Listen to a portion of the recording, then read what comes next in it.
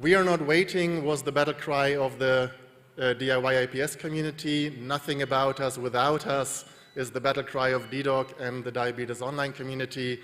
And with that, I would like to call our first speaker, Katarina Braune, who will talk about the open project, what has been achieved, patient-driven research. We keep it very simple at dedoc. Speakers will introduce themselves. Suffice it to say, Katarina is working here in Berlin at Charité. She's also the head at dedoc of all medical affairs, because it's good to have a doctor amongst the patient-led, patient-driven community, and she was in charge of leading one of the most important parts of research in the Open Project. Katarina, tell us all about it. Thank you for being here.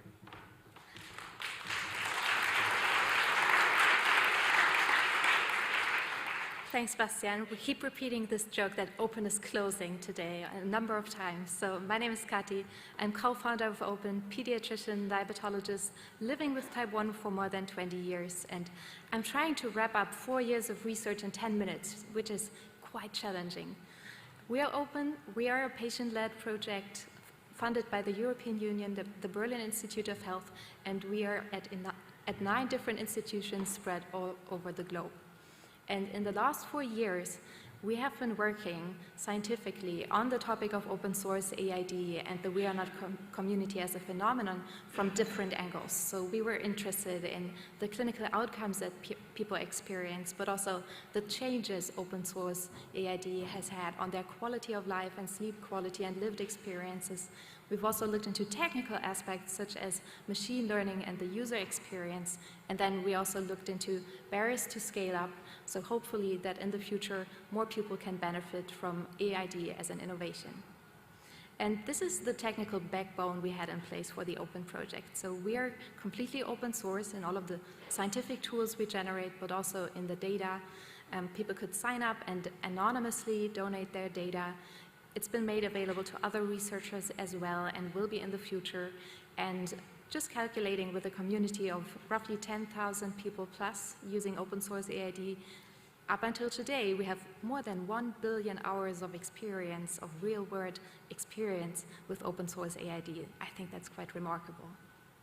And who joined Open's research in the end? Over the time, it was you guys, more than 1,500 participants from more than 40 countries. But the common language we all speak is diabetes. And here are some of the clinical outcome data from the people that participated. So the hemoglobin A1C, our long-term marker in diabetes therapy, went down by open source AID use almost 1 percentage point.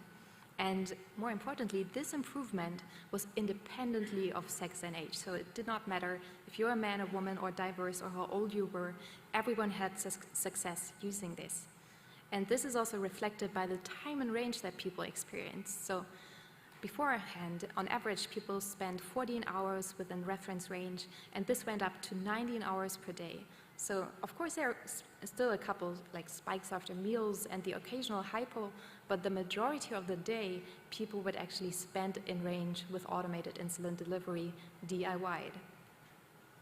And we also compared real-world evidence of open source AID users with people on commercial AIDs. And we did not find a dramatic difference. So these are studies on children, on adolescents and adults, and people more or less experience the same benefits. We also looked into quality of life, so we used a battery of validated questionnaires on diabetes-related quality of life, on fear of hypoglycemia, on treatment satisfaction, on sleep quality, and so forth. And pretty much every measure we looked at was significantly improved between the user group and the non-users who were part of the We Are Not Waiting community.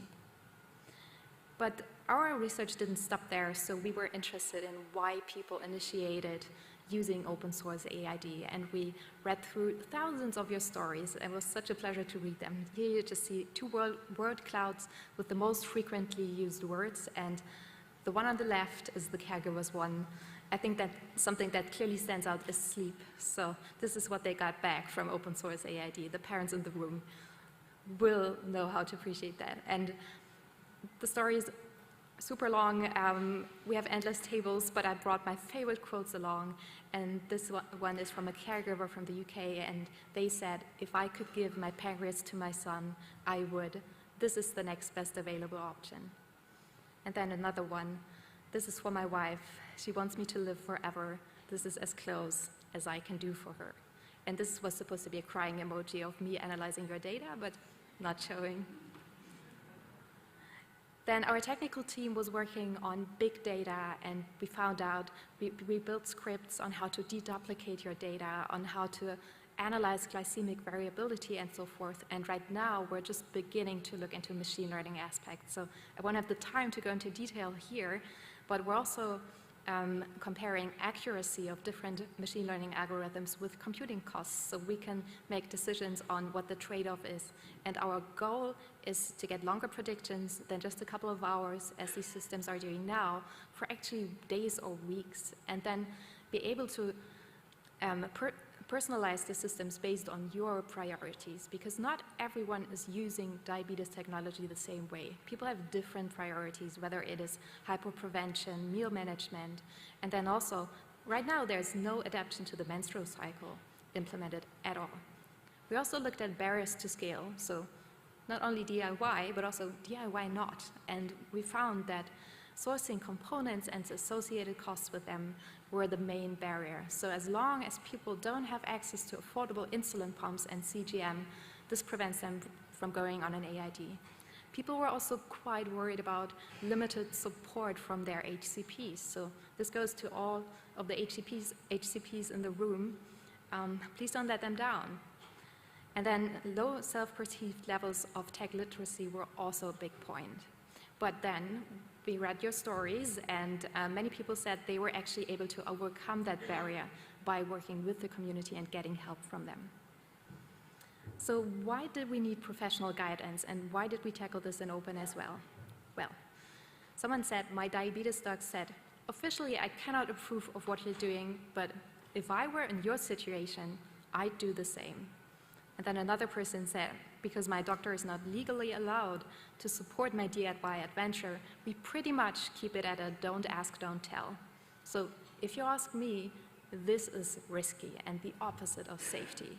And this is why we came up with an international consensus statement, co-led by Sufyan Hussain from London, co-led by Rehan Lal from Stanford, and we involved 44 healthcare professionals from all different fields of medicine, including diabetes educators, psychologists, and nurses, and also 4 legal experts on the topic of device regulation.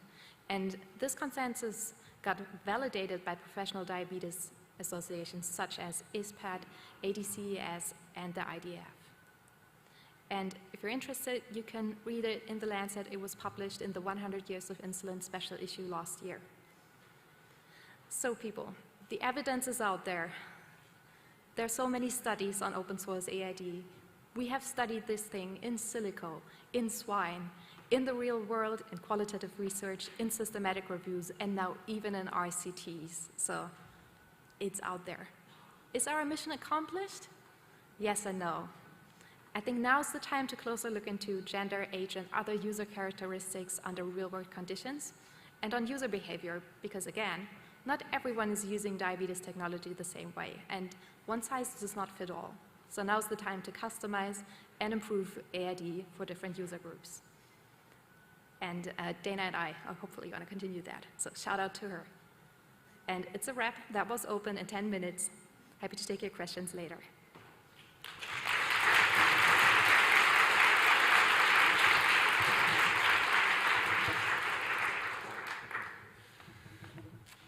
Thank you, Katarina. Thank you for wrapping up 4 years of research and the Openness Closing Conference from this morning in 10 minutes. We don't want to dwell into the details of what OpenWords was doing, but I think you saw that it's been quite impressive. The important thing from our perspective is that most of the research done, most of the people involved in this EU-funded project were people living with diabetes. There were hybrids, people like Katarina and others who live with diabetes and are HCPs, researchers in their official life, but there were many, many, many people working on it, full-time, half-time, volunteering. It was truly patient user driven. And I think that was the most special aspect of this 4-year research project of all.